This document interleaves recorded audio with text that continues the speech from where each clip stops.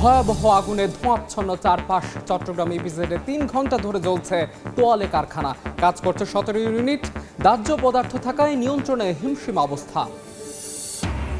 রাকসুতে vote উৎসব শেষে চলছে গণনা কার্যক্রম। কারচুপির পাল্টাপাল্টি অভিযোগ ছাত্রদল ও ছাত্র শিবিরের। ফলের জন্য অপেক্ষা করতে হতে পারে কাল সকাল পর্যন্ত, জানালেন উপাচার্য।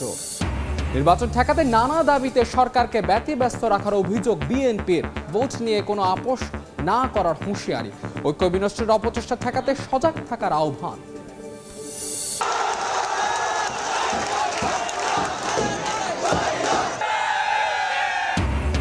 এইচএসসি ও সমমান পরীক্ষার ফল প্রকাশ। 2 দশকের মধ্যে পাশের হার সর্বনিম্ন প্রায় 59% কমেছে জিপিএ 5। এবারও এগিয়ে নারী শিক্ষার্থীরা।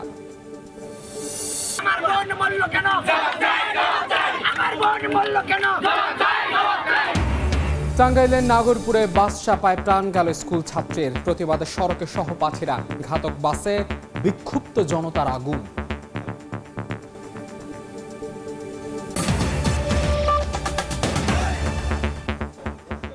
বাংলা সময়ের সঙ্গে আছে আমি মাহাদি ইসলাম ধ্রুব। চট্টগ্রাম ইপিজেডে তোয়ালে তৈরির কারখানায় ভয়াবহ আগুন। নিয়ন্ত্রণে আনতে অপ্রাণ চেষ্টা করছে ফায়ার সার্ভিসের 17 ইউনিট। যোগ দিয়েছে বিমান বাহিনী ও নৌবাহিনীর ইউনিটও। দাহ্য পদার্থ থাকায় দমকল কর্মীদের অব্যাহত চেষ্টাও কমানো যাচ্ছে না আগুনের তীব্রতা। কারখানার কর্মীরা নিরাপদে বের হয়ে গেছেন বলে দাবি ফায়ার সার্ভিসের। দাও দাও করে জ্বলছে আগুন, পড়ছে ব্যবসায়ীর স্বপ্ন, আর কর্মস্থল হারান শ্রমিকরা। বৃহস্পতিবার দুপুর 2টার দিকে চট্টগ্রাম ইপিজেডের 4 নম্বর রোডের আদম ক্যাপস নামে তোয়ালে তৈরির কারখানার 8 তলা ভবনের 5 তলায় আগুনের সূত্রপাত হয়। মুহূর্তেই তা ছড়িয়ে পড়ে 6ষ্ঠ তলায়। খবর পেয়ে নিয়ন্ত্রণে কাজ শুরু করে ফায়ার সার্ভিসের 4টি ইউনিট। এরপর একে একে যোগ দেয় ফায়ার সার্ভিসের আরও 12টি ইউনিট। আগুন নিয়ন্ত্রণে প্রাণপণ চেষ্টা চালায় দমকল কর্মীরা। তাদের সঙ্গে যোগ দেন বিমান ও নৌবাহিনীর ফায়ার সার্ভিস ইউনিটও। দায়িত্ব পালন করছেন পুলিশের পাশাপাশি সেনাবাহিনী। আতঙ্ক ছড়িয়ে পড়ে আশপাশের পোশাক কারখানাগুলোতেও। কয়েকজন সিঁড়ি দিয়ে নামছিল, তারপরে আস্তে আস্তে ধীরে ধীরে সবাই নামতেছে। যখন বেশি আগুন লাগছিল তখন কেমিক্যালটা বেশি, যে এসিগুলো ফুটতে আছে গ্যাসের যেগুলা, আর এগুলা নিরাপত্তা কম। ফায়ার সার্ভিস, নৌবাহিনী, তারপরে আপনার বাংলাদেশ পুলিশ থেকে অনেকে লোক আসছে নিয়ন্ত্রণের চেষ্টা করতে, এখনো কিন্তু নিয়ন্ত্রণের বাইরে। 6 7 এটা কভার করবে। এখানে চতুর্দিকে ইলেকট্রিক লাইন রয়েছে, অবস্টাকল রয়েছে, ভিতরে যাওয়ার কোনো স্পেস নেই। যার কারণে আমরা বড় গাড়ি দিয়ে, আমাদের স্নুকেল টিটিএল দিয়ে আমরা বাইরে থেকে কন্ট্রোল করি। দাহ্য পদার্থ থাকায় আগুন দ্রুত ছড়িয়ে পড়ে। কারখানাটিতে থাকা বেশিরভাগ শ্রমিক কর্মচারী নিরাপদে বের হয়ে এসেছেন বলে দাবি ফায়ার সার্ভিসের। অলরেডি এর মধ্যে 20-25 জনের মতো আমরা রেস্কিউ করেছি, আর বাকি এখন আমরা সাহায্যে আছি। কিন্তু আগুন যতক্ষণ পর্যন্ত কন্ট্রোল না আসবে ততক্ষণ পর্যন্ত কিছু বলা যাবে না। গত 2 মাস আগে নগরীর কর্ণফুলী ইপিজেডে আগুনে পুড়ে যায় একটি পোশাক কারখানা। সময় সংবাদ, চট্টগ্রাম। এই মুহূর্তে চট্টগ্রাম ইপিজেডে আছেন রিপোর্টার পার্থপ্রতিম বিশ্বাস। সরাসরি যাচ্ছে তার কাছে। চট্টগ্রামের ইপিজেডে যে ভয়াবহ আগুনের সূত্রপাত হয়েছিল, আসলে দুঃখের সাথে বলতে হয় সে আগুনের সামান্যতম পরিমাণও এখন আগুন নিয়ন্ত্রণে আনা সম্ভব হয়নি, বরং আগুনের তীব্রতা, ভয়াবহতা আরও বেড়েছে। অ্যাডামস নামের যে প্রতিষ্ঠানটি, এই যে কারখানাটি আপনারা দেখতে পাচ্ছেন, এখন আমরা যেটি বুঝতে পারছি 8 তলার উপরে যে আগুন লেগেছিল সেটি 7ম তলা 6ষ্ঠ তলা পর্যন্ত এসেছিল। এখন আমরা দেখছি পুরো ভবনটি ঝুঁকিপূর্ণ হয়ে উঠেছে, এবং আমরা আশেপাশে যারা আছি, বিশেষ করে ফায়ার সার্ভিসের কর্মী যারা রয়েছে, নৌবাহিনী, বিমান বাহিনী কিংবা সেনাবাহিনী, পুলিশ সদস্য যারা রয়েছে, গণমাধ্যম কর্মী যারা রয়েছে, সাধারণ মানুষ যারা রয়েছে, শ্রমিক যারা রয়েছে, আসলে ভবনটির আশেপাশে দাঁড়িয়ে থাকা এখন অনেকটাই কষ্ট হয়ে দাঁড়িয়েছে। আগুনের তীব্রতা এবং তাপ এখন অনেকটাই বেশি। সেক্ষেত্রে বলা যায় আসলে এই ভবনটি আর কোনোভাবেই হয়তো রক্ষা করা সম্ভব হবে না। তার কারণ আমরা দেখছি আগুনের যে ভয়াবহতা, তীব্রতা, সেটি কিন্তু এখন নিচতলা পর্যন্ত ছড়িয়েছে। আমরা ফায়ার সার্ভিসের সাথে কিছুক্ষণ আগে কথা বলেছিলাম, তিনি আমাদেরকে যেটি জানিয়েছে, উত্তর দিকের যে আগুন, সেই আগুনটি কিন্তু কোনোভাবেই নিয়ন্ত্রণে আনা সম্ভব হয়নি। সে কারণে আগুন কিন্তু এখন 4র্থ তলায় চলে এসেছে, এবং একটি দিক দিয়ে, উত্তর দিক দিয়ে কিন্তু আগুন 2য় তলায় আমরা দেখছি, এবং নিচের তলায়ও কিন্তু আগুন দাও দাও করে জ্বলতে আমরা দেখছি। আগুনের এই যে প্রতিষ্ঠানের কয়েকজন কর্মকর্তার সাথে আমরা কথা বলেছিলাম, তারা আমাদেরকে জানিয়েছে শুধু আসলে এখানে টাওয়েল কিংবা প্রস্তুতকৃত পোশাক বা অন্য জিনিস নয়, এখানে যে মেশিনগুলো রয়েছে কয়েকটা মেশিনের দামই কিন্তু আসলে 5 থেকে 10 কোটি টাকা, যা দ্বিতীয় তলা কিংবা একদম নিচের তলায় রয়েছে এমনটি বলছেন তারা। আসলে বলছিলেন যদি কোনোভাবে সেই মেশিনগুলো রক্ষা করা সম্ভব হতো, কিন্তু আমরা দেখছি ফায়ার সার্ভিস কিংবা বিমান বাহিনী কিংবা নৌবাহিনী সবাই সর্বোচ্চভাবে চেষ্টা করছেন, কিন্তু আসলে বলা যায় আগুনের তীব্রতা এতটা বেশি, এখানে কোনোভাবেই কিন্তু আগুন উপর থেকে নিয়ন্ত্রণে আনা সম্ভব হচ্ছে না, বরং আগুন আরো কিন্তু ছড়িয়ে পড়ছে, আগুনের বিস্তার আরো বেড়েছে এবং যে 8তলা ভবন সেটিও কিন্তু এখন ঝুঁকিপূর্ণ হয়ে উঠেছে, যেহেতু উপরের দিকে দীর্ঘক্ষণ ধরে আগুন কিন্তু জ্বলছে, সেক্ষেত্রে আগুন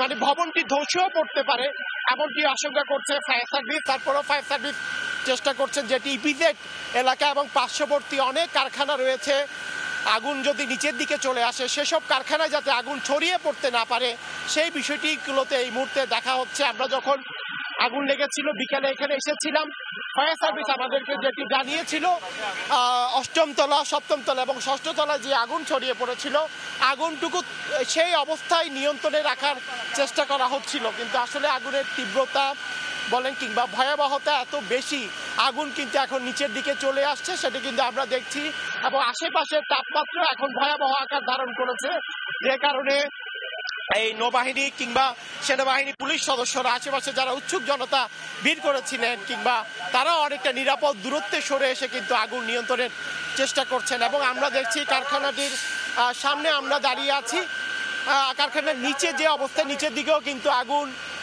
আপনারা দেখছেন আমাদের ক্যামেরায় আগুনের ভয়াবহতা কিন্তু আরও বাড়ছে, এখন আগুনের যে তাপমাত্রা সে তাপমাত্রা এখানে কোনোভাবেই কিন্তু এই মুহূর্তে দাঁড়িয়ে থাকা সম্ভব নয়। সেক্ষেত্রে বলা যায় যে অ্যাডামস নামের যে প্রতিষ্ঠানটি আসলে সেটি হয়তো রক্ষা করা সম্ভব নয়। তারপরও ফায়ার সার্ভিসের সদস্য যারা রয়েছেন, সেনাবাহিনীর সদস্য যারা রয়েছেন, নৌবাহিনী বিমান বাহিনী সবাই সম্মিলিতভাবে চেষ্টা করছেন যাতে আগুনটুকু নিয়ন্ত্রণে রাখতে, যাতে পার্শ্ববর্তী যে কারখানাগুলো রয়েছে সেখানে যাতে আগুন কোনোভাবেই ছড়িয়ে পড়তে না পারে সেই বিষয়টি কিন্তু এখানে নিশ্চিত করছেন। কিন্তু আসলে যখন আগুন পুরোপুরি নিয়ন্ত্রণে আসবে তখন হয়তো আমরা জানতে পারবো ভিতরে কি ধরনের দাহ্য পদার্থ ছিল, আগুনের তীব্রতা কেন এত বেশি। ফায়ার সার্ভিসের 16 থেকে 18টি ইউনিট দীর্ঘক্ষণ কাজ করার পর বাংলাদেশ বিমান বাহিনীর ফায়ার সার্ভিস যারা অগ্নি নির্বাপক সদস্যরা, নৌবাহিনীর অগ্নি নির্বাপক সদস্যরা দীর্ঘক্ষণ চেষ্টা করার পরও কেন আসলে আগুন নিয়ন্ত্রণে আনা সম্ভব হলো না, সেই বিষয়টি যখন আগুন পুরোপুরি নিভে যাবে আসলে তখন হয়তো আমরা জানতে পারবো। আসলে দূরে দাঁড়িয়ে দেখা ছাড়া এই মুহূর্তে কিচ্ছু করার নেই। আপনারা দেখতে পাচ্ছেন পুরোপুরি একেবারেই পোশাক কারখানাটি পুড়ে যাচ্ছে এবং এখানকার যারা শ্রমিকরা বলছেন এখানে তারা আসলে এই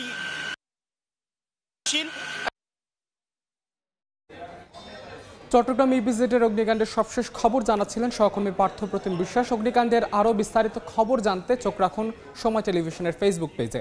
এবার রাকসু নির্বাচন প্রসঙ্গ। 3 যুগ পর রাকসুতে ভোট উৎসবের পর এখন চলছে গণনা কার্যক্রম। দিনভর শান্তিপূর্ণ পরিবেশ বিরাজ করলেও শেষের দিকে এসে ভোট কারচুপির পাল্টাপাল্টে অভিযোগ করেছে ছাত্রদল ও ছাত্র শিবিরের প্যানেল।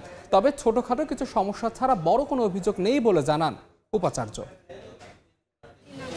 ক্যাম্পাসে জুড়ে উৎসবের আমেজ। দীর্ঘ 36 বছর পর রাকসু নির্বাচনে ভোট উৎসব শেষে এখন চলছে গণনার কার্যক্রম। ভোট গ্রহণ শতভাগ সুষ্ঠু হয়েছে দাবি করে বিশ্ববিদ্যালয় প্রশাসন বলছে ফলাফল পেতে সকাল পর্যন্ত অপেক্ষা করতে হতে পারে। ওভারনাইট লাগতে পারে আমার ধারণা আর কি, মানে শেষ করতে হয়তো সারা রাত লেগে যেতে পারে। এদিকে সকাল থেকে শান্তিপূর্ণ ভোট চললেও দুপুরের দিকে কারচুপির পাল্টাপাল্টি অভিযোগ করেন ছাত্রদল ও শিবির সমর্থিত প্যানেলের ভিপি প্রার্থী। অভিযোগ পেয়েছি তারা জাল ভোট করেছে, তারা কিন্তু এটা প্রমাণ করতে পারেনি যে জাল ভোট করেনি। 100 ব্যালট পেপার আগে থাকতে সিগনেচার করে রাখার এই নিয়মটি তাকে কে দিল বা কেন করলো, এটার জবাবের আওতাধীন। ছাত্রদল নিয়মিত তোয়াক্কা না করে খালেদা জিয়া হল, হবিবুর রহমান হলের ভোট কেন্দ্রের পাশে কয়েকটা বুথ স্থাপন করেছে, অথচ বুথ স্থাপন করার অনুমতি ছিল না। ক্যাম্পাসে ছাত্রদল, যুবদল ও বিএনপির বহিরাগতরা অনেকেই প্রবেশ করছে। অভিযোগ আমলে নিয়ে সমাধানের আশ্বাস দেন উপাচার্য। যে কোনো অভিযোগ তারা যেন নির্বাচন কমিশনকে জানায় এবং নির্বাচন কমিশনের কাছেও আমার প্রত্যাশা যে কোনো অভিযোগ আপনারা সিরিয়াসলি দেখবেন। ক্যাম্পাসে বহিরাগতদের প্রবেশ বন্ধে সতর্ক অবস্থানে আইনশৃঙ্খলা বাহিনী। এর আগে সকাল থেকেই প্রতিটি ভোটকেন্দ্রে দীর্ঘ লাইনে দাঁড়িয়ে ভোট দেন শিক্ষার্থীরা। রাকসু নির্বাচনে ভোটার 28,901 জন। কেন্দ্রীয় ছাত্র সংসদ, হল সংসদ ও সিনেট নির্বাচনে প্রতিদ্বন্দ্বিতা করছেন 860 প্রার্থী। তৌফিক মাহমুদ, সময় সংবাদ। রাকসু নির্বাচনের ভোট গ্রহণ শেষে চলছে গণনার কার্যক্রম। এই মুহূর্তে রাজশাহী বিশ্ববিদ্যালয়ে আছেন সহকর্মী তোহা খান তামিম। সরাসরি যাচ্ছে তার কাছে। তামিম, 8টি একাডেমিক ভবন এবং এই জুবেরি ভবন অর্থাৎ 9টি ভবন, 17টি কেন্দ্র থেকে যেই ব্যালট বাক্সগুলো এসেছে সবগুলো আসলে এসেছে কাজী নজরুল ইসলাম মিলনায়তনে। আমার পেছনের যে মিলনায়তনটি আমি একটু দেখাতে চাই, এই কাজী নজরুল ইসলাম মিলনায়তনে ব্যালটগুলো এসেছে, ব্যালট বাক্সগুলো নিয়ে আসা হয়েছে এবং গণনার জন্য যে প্রস্তুতি, সেই প্রস্তুতির কার্যক্রম মূলত আসলে চলছে। অর্থাৎ গণনার যে কার্যক্রম, গণনার জন্য সেই গণনার কার্যক্রম চলছে। আপনাদের কি দেখাতে চাই একটু যে এখানে একটি জায়ান্ট স্ক্রিনের মাধ্যমে 4টি যে ফিড রয়েছে, অর্থাৎ 4টি ক্যামেরার মাধ্যমে বিভিন্ন অ্যাঙ্গেলে এটি দেখানো হচ্ছে যে ভেতরের দৃশ্য, অর্থাৎ কাজী নজরুল ইসলাম মিলনায়তনের ভেতরের দৃশ্য এই মুহূর্তে আপনারা দেখতে পাচ্ছেন।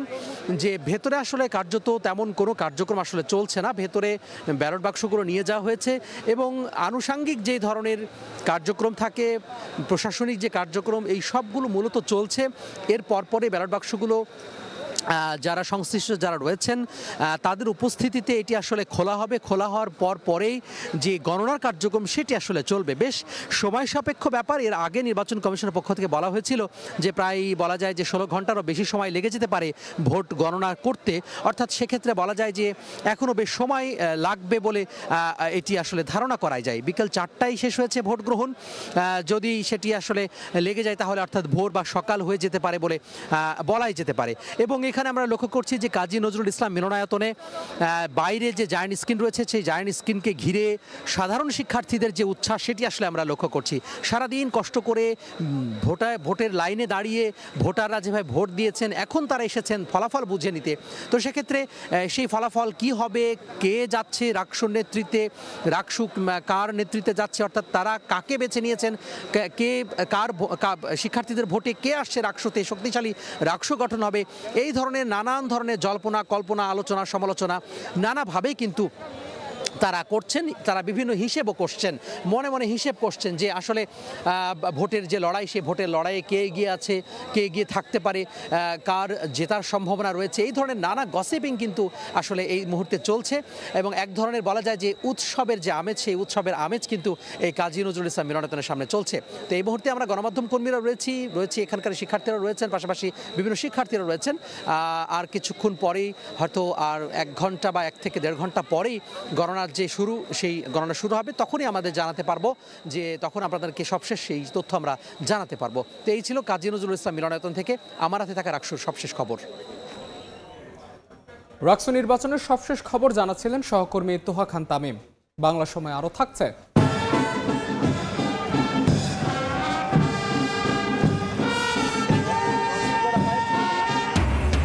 সেনাবাহিনীর রিক্রুট ব্যাচ 2025-এর মনোজ্ঞ কুচকাওয়াজ। গাজীপুর, নীলফামারী ও নাটোরে 1428 জন নবীন সৈনিকের শপথ গ্রহণ। কঠিন চ্যালেঞ্জ মোকাবেলায় প্রস্তুত থাকার আহ্বান। নির্বাচন ঠেকাতে অন্তর্বর্তী সরকারকে ব্যস্ত রাখার অভিযোগ বিএনপি মহাসচিব মির্জা ফখরুল ইসলাম আলমগীরের। হুঁশিয়ারি দিয়ে তিনি বলেন, ভোট নিয়ে কোনো আপোষ নয়, দেশের মানুষ আর হানাহানির রাজনীতি দেখতে চায় না বলে মন্তব্য করেছেন মির্জা ফখরুল। মিজানুর রহমানের ক্যামেরায় ঠাকুরগাঁও থেকে আহমেদ সালিহিনের রিপোর্ট। তৃতীয় দিনের মতো ঠাকুরগাঁওয়ে নিজ নির্বাচনী আসনে করছেন গণসংযোগ। সর্বস্তরের মানুষের সাথে অংশ নিচ্ছেন মতবিনিময়। আসন্ন জাতীয় সংসদ নির্বাচন ঘিরে জেলার বিভিন্ন প্রান্তে চষে বেড়াচ্ছেন বিএনপি মহাসচিব মির্জা ফখরুল ইসলাম আলমগীর। বেগুনবাড়ি ইউনিয়নের দানারহাট স্কুল মাঠে সর্বস্তরের মানুষের সাথে বৃহস্পতিবার দুপুরে কথা বলেন বিএনপি মহাসচিব। এ সময় তিনি বলেন, স্বৈরাচার পালিয়ে যাওয়ার পর নতুন করে দেশ গড়ার সুযোগ তৈরি হয়েছে, সংস্কার করা হবে পুরনো জঞ্জালের। একটা গণতান্ত্রিক রাষ্ট্র প্রতিষ্ঠা করবার, নিজের ভোট নিজে দেবার এবং আপনার পার্লামেন্ট আপনি সিদ্ধান্ত নেবেন, আপনার সরকার আপনি গঠন করবেন, এই সুযোগ আমরা এখন পেয়েছি। নতুন করে পিআর পদ্ধতির কথা বলে একটি মহল নির্বাচন বানচালের ষড়যন্ত্র করছে অভিযোগ করে মির্জা ফখরুল বলেন, দাবি দেওয়া থাকলে তার সমাধান হতে হবে নির্বাচিত সংসদের মাধ্যমে। কয়েকটা দল, রাজনৈতিক দল পিআর নিয়ে খুব চিৎকার করতেছে। সবাই যদি একমত হয় তাহলে মানুষ চিন্তা করে দেখবে ওই জন্য আমরা বলছি যে আগামী নির্বাচনটা হোক, পার্লামেন্টে ডিসাইড হবে, জনগণ ভোট দিয়ে ঠিক করবে যে কারা যাবে, পিআর হবে কি হবে না। দেশের মানুষের পাশাপাশি বিএনপিও আর হানাহানি রাজনীতি দেখতে চায় না মন্তব্য করে বিএনপি মহাসচিব জোর দিয়ে বলেন, নির্বাচন নিয়ে আর কোনো আপোষ নয়, ভোট হবে যেখানে সিদ্ধান্ত নেবে জনগণ। এখন এই দুর্বল সরকারটা, অন্তর্বর্তীকালীন সরকার, ওর পিছনে কোনো লোকে নাই, তাকে এত ব্যতিব্যস্ত করে ফেলার কোনো মানে আসতে পারে? তারা করতেছে এটা একটাই উদ্দেশ্য, নির্বাচনটা যেন না হয় তার ব্যবস্থা করা। জনগণ নির্বাচন চায়, জনগণ ভোট দিতে চায়, তাদের জনপ্রতিনিধি নির্বাচিত করতে চায়। বন্ধুগণ, এইখানে আমরা কোনো আপোষ করব না। দেশের উন্নয়নের স্বার্থে ধানের শীষে ভোট দিতে ভোটারদের প্রতি আহ্বান জানান বিএনপি মহাসচিব মির্জা ফখরুল ইসলাম আলমগীর। আহমেদ সালেহিন, সময় সংবাদ, ঠাকুরগাঁও। শুধুমাত্র রাজনৈতিক ক্ষমতা লাভের জন্য ইসলামকে ব্যবহার না করার আহ্বান জানিয়েছেন বিএনপির স্থায়ী কমিটির সদস্য সালাউদ্দিন আহমেদ চৌধুরী। সকালে চট্টগ্রামের পটিয়ার আল জামিয়াতুল আরবিয়াতুল ইসলামিয়া জিরি মাদ্রাসায় পরিদর্শনে গিয়ে এক মতবিনিময় সভায় একথা বলেন তিনি। দলের নামের সঙ্গে ইসলাম থাকলে সেটা ইসলাম নয় বলেও মন্তব্য করেন তিনি। শুধুমাত্র রাজনৈতিক কারণে বা ক্ষমতা লাভের জন্য যেন আমরা কেউ দিনকে ব্যবহার না করি। কোনো দলের পিছনে যদি ইসলাম শব্দটা থাকে, সেটা রাজনৈতিক দলের নাম হতে পারে, সেটা তো ইসলাম না। কেউ যদি বলে যে বিএনপি ইসলাম বিদ্বেষী, এটা একটা অপপ্রচার। ইসলাম বিদ্বেষী শক্তির তো পতন হয়েছে, ফেসিবাদী শক্তি আওয়ামী লীগের পতন হয়েছে। আমরা আপনাদের সবাইকে নিয়ে, সমস্ত শ্রেণী পেশার মানুষকে নিয়ে একটা অন্তর্ভুক্তিমূলক সমাজ এবং রাষ্ট্র ব্যবস্থা কায়েম করতে চাই। এইচএসসি ও সমমান পরীক্ষার ফল প্রকাশ করা হয়েছে। 2 দশকের মধ্যে পাশের হার সর্বনিম্ন প্রায় 59% কমেছে জিপিএ 5। এবারও এগিয়ে নারী শিক্ষার্থীরা। এদিকে ফল প্রকাশের পর দেশের বিভিন্ন শিক্ষা প্রতিষ্ঠানে উচ্ছ্বাসে মেতে ওঠেন শিক্ষার্থীরা। নেচে গেয়ে আনন্দ প্রকাশ করেন তারা। গত বছরের চেয়ে পাশের হার কম হয় পেছনে বিগত দিনে খাতা মূল্যায়ন সঠিকভাবে হয়নি বলে জানায় বোর্ড কর্তৃপক্ষ।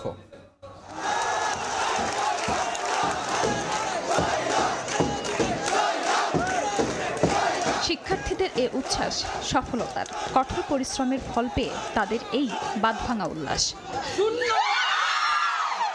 এইচএসসি ও সমমান পরীক্ষার ফল প্রকাশের পর আনন্দে মেতে ওঠেন শিক্ষার্থীরা। নেচে গেয়ে আনন্দ প্রকাশ করেন তারা। কাঙ্ক্ষিত ফল পেয়ে একে অপরকে মিষ্টি খাওয়ায় শিক্ষার্থীরা। তাদের সঙ্গে আনন্দে শামিল হন শিক্ষকরাও। রেজাল্ট আমাদের অনেক ভালো হয়েছে, আমরা গর্ববোধ করছি। গোল্ডেনে প্লাস আসছে, সবগুলোতে প্লাস আসছে, মার্কও ভালো আসছে, আলহামদুলিল্লাহ। আমাদের বাবা মারা অনেক খুশি হয়েছে আমাদের রেজাল্ট দেখে। আমাদের টিচারদের অনেক বড় অবদান আছে, কারণ ওরা যদি এত ভালো করে না পারে তাহলে আমাদের এত ভালো রেজাল্ট হতো না।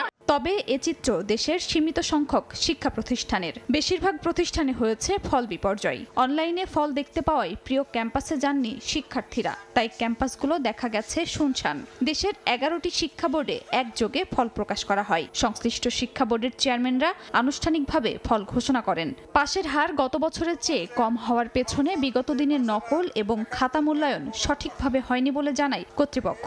বিগত বছরগুলোতে যে পরীক্ষার পরিবেশ, হলের ভিতরে প্লাস পারিপার্শ্বিক অবস্থা শিথিল ছিল, কিন্তু আবার খাতা মূল্যায়নের ব্যাপারও কিন্তু যে অপ্রাসঙ্গিক লিখলেও যে নাম্বার দিয়ে দেন, পাস করাই দেওয়ার ব্যবস্থা করেন, কিন্তু এবছর এইটা ছিল না, একবার যথার্থ মূল্যায়ন ছিল। এবার 202টি শিক্ষা প্রতিষ্ঠানে কোনো শিক্ষার্থী পাস করতে পারেনি, যা গত বছরের চেয়ে 137টি বেশি প্রতিষ্ঠান।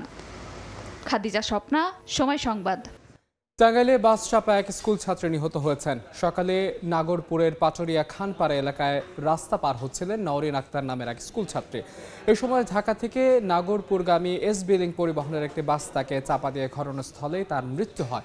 এ সময় বিক্ষুব্ধ এলাকাবাসী বাসটি ভাঙচুর করে অগ্নিসংযোগ করে। পরে ফায়ার সার্ভিসের সদস্যরা ঘটনাস্থলে পৌঁছে আগুন নিয়ন্ত্রণে আনেন। স্থানীয়রা বাস চালককে আটক করে পুলিশে সোপর্দ করে। নিহত নওরিন পাটুরিয়া বৃন্দাবন রাধা গোবিন্দ উচ্চ বিদ্যালয়ের 10ম শ্রেণীর শিক্ষার্থী ছিলেন। বাংলাদেশ সেনাবাহিনীর রিক্রুট ব্যাচ 2025-এর সেনাবাহিনী প্রধান কুচকাওয়াজ অনুষ্ঠিত হয়েছে। সকালে গাজীপুরের রাজেন্দ্রপুর সেনানিবাসে প্যারেডের মাধ্যমে আনুষ্ঠানিকভাবে সেনাবাহিনীতে যোগ দিলেন অর্ডিন্যান্স কোরের 178 জন নবীন সৈনিক। এছাড়াও নীলফামারীর সৈয়দপুর সেনানিবাসে ইএমই কোরের 347 জন নবীন সৈনিক হিসেবে শপথ নেন। অন্যদিকে নাটোরের ইঞ্জিনিয়ার্স কোরের প্রশিক্ষণ পাওয়া নবীন 903 জন সদস্য করে যোগদান করেন। এ সময় কঠিন চ্যালেঞ্জ মোকাবেলায় প্রস্তুত থাকতে নবীন সৈনিকদের প্রতি আহ্বান জানান সেনা কর্মকর্তারা। সময় এখনও যাত্রীদের জন্য পুরোপুরি খুলে দেওয়া হয়নি কক্সবাজারের আইকনিক রেল স্টেশনের মূল 6 তলা আধুনিক ভবন। চারপাশে এখনো বাঁশের ঘেরা, অসমাপ্ত নিরাপত্তা বেষ্টনীর পাশাপাশি ফেলে রাখা হয়েছে রড পিলার। এখনো কাজ শেষ না হয় যাত্রীরা ব্যবহার করতে পারছে না hotel, food court, showroom, multipurpose হল সহ নানা সুবিধা। বৃহস্পতিবার দুপুরে স্টেশন ভবন পরিদর্শনে আসেন রেলপথ মন্ত্রণালয়ের সচিব। স্টেশন কর্মকর্তাদের সঙ্গে বৈঠক শেষে তিনি জানান, দ্রুত চালুর জন্য দরপত্র আহ্বান করা হবে।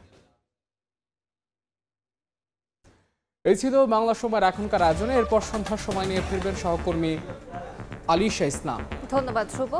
সন্ধ্যার সময় নিয়ে আসছি কিছুক্ষণ পর, সঙ্গে থাকুন সময়।